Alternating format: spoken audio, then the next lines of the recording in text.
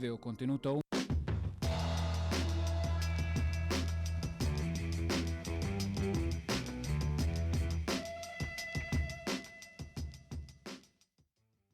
Venerdì 24 aprile, San Fedele. È il 115° giorno dall'inizio dell'anno e ne mancano 251 al termine.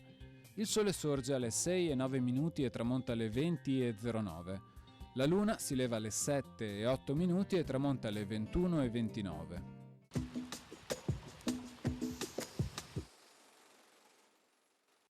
Muore Giovanni Zanardini, medico e botanico veneziano. Autore di un'importante opera sulla flora veneta, con particolare riguardo alle alghe dell'Adriatico, lasciò il suo erbario, uno tra i più interessanti del genere, al Civico Museo Correr, dal quale venne poi trasferito al Museo di Storia Naturale, dove attualmente si trova.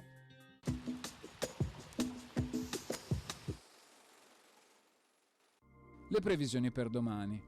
Cielo sereno, poco nuvoloso per passaggi di velature, con annuvolamenti cumuliformi in montagna nella seconda parte della giornata.